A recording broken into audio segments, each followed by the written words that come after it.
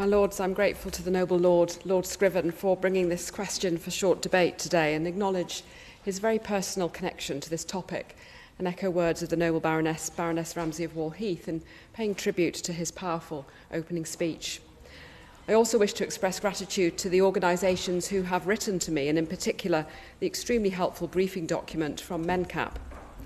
The topic of our debate has been on my mind since I sat on the Select Committee in your Lordship's House as part of the terminally ill adults end-of-life bill process. Persistent health inequalities for young people, or for people generally, living with a learning disability and those with Down syndrome, were raised by Ken Ross on behalf of the National Down Syndrome Policy Group, who gave evidence to the Select Committee, describing systematic direct and indirect bias shown within the health service, which could also be linked to a lack of understanding of the needs, wishes, health, learning and communication profiles of this particular group. The letter and other reports highlight that the rate of preventable deaths amongst those with learning disabilities is double that of the general population, and the noble Lord Scriven has raised the critical matter of the lack of heft with LEDA. If we are going to make a real difference to health inequalities, this must not only focus on care delivery but also on preventative care, such as accessible public health campaigns.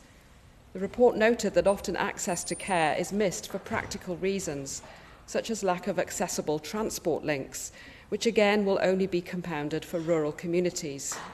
Preventative care that includes the practical must continue to be prioritised by ICBs in their strategies to reduce health inequalities. As the COVID inquiry has continued, we have seen in close detail the impact of inappropriate application of DNA CPRs, sometimes on those with learning disabilities. Fear and distrust of the health service for disabled people remains. In some places, this is worsened by geography. There are additional challenges of accessing care if living rurally, a particular feature of the area where I serve as Bishop, which includes Northumberland.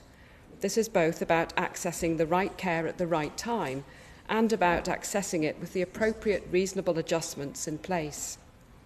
On the availability of reasonable adjustments, the most recent letter highlights that the involvement of a learning disability liaison nurse in someone's interaction with the healthcare service is correlated with a higher likelihood of reasonable adjustments to care.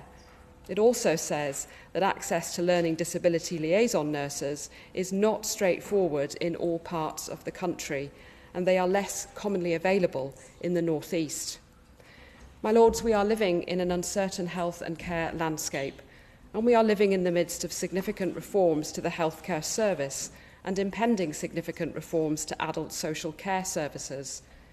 ICBs were asked to make 50% cuts to their running costs last year, and in order to meet this, many have made arrangements to merge and expand their geographical footprint.